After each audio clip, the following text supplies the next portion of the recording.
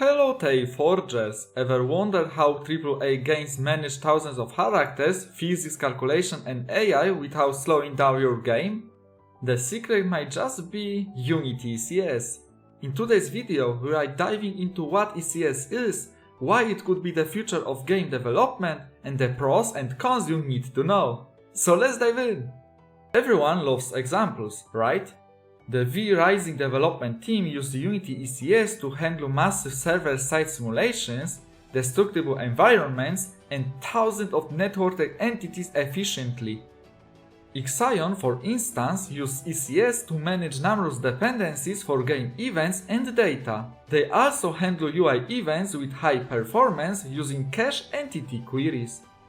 In the case of the Diplomacy is not an option game, Sergey Klimenko, lead developer, says, "We are using dots almost everywhere in our game, and we are finding it especially useful for pathfinding and optimizing our gameplay logic." Okay, but what exactly does ECS mean? Some of you, who have been watching me for a while, probably remember my old video about it, but let me quickly recap for the new viewers. ECS stands for Entity Component System, a data-driven approach to game architecture. Entity, think of it as a game object placeholder. Component holds data only, no behavior. So position, health, speed, you name it. System executes logic on our components, movement, rendering, AI, etc.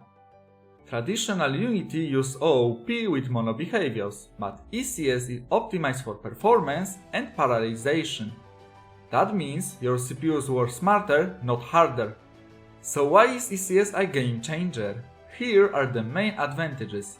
Massive performance boost, process thousands of entities efficiently using CPU multi-threading. Memory efficiency, components are stored next to each other in memory, which makes access much faster. Scalability, easy to manage huge worlds and large numbers of objects. Predictable behavior, systems are decoupled from data, making bugs easier to isolate. Perfect for procedural simulation games like crowd simulation, RTS games, particles effects, or complex AI. Of course, nothing is perfect. ECS has a few drawbacks. Steep learning curve, data-oriented programming is very different from traditional OOP. Less documentation and tutorials. ECS is still evolving, so finding answers can be tricky even with AI. Not always necessary. For small games, monobehavior might be faster to implement, so ECS is amazing for performance CV projects, but it's overkill for a simple mobile game. Alright, let's quickly recap what we have learned in our ECS series. We started with the basics, entities, components and systems, the foundation of data-driven game development. Then we dive into randomization, learning how to efficiently add randomness to thousands of objects. Next up was movement and input. We smoothly moved bullets and other entities using ECS and also controlled the player using the new input system. We tackled physics and collisions, jumps, grounding and enemy interactions, all running perfectly without slowdowns. Next up, animations at scale. Manage components, skin meshes, thousands of animated objects, plus the Rukanka animation system.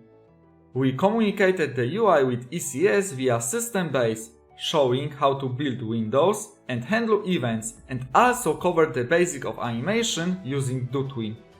We also covered scenes and subscenes with loading screen, keeping huge projects organized.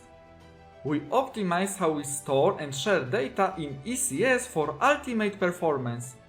Blob assets let us store large amount of immutable data in memory for fast access, while scriptable objects help us configure and reuse that data across entities without duplication. Then came the high performance techniques, burstable functions, compute shaders, and insane simulations. Like over 691,200 entities or 10,000 skin mesh renderers running at the same time.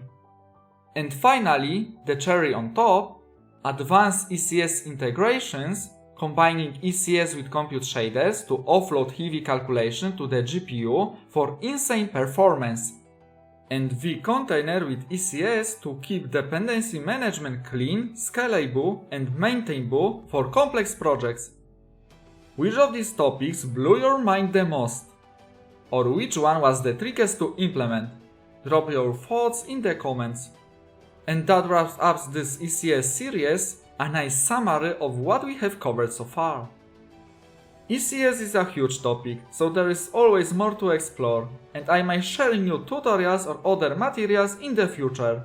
Stay tuned!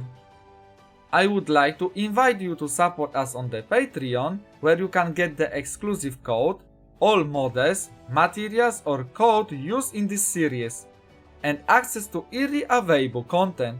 Link in the description. Thank you for your time, I'm glad you are with us and our community is growing. See you soon in the next video.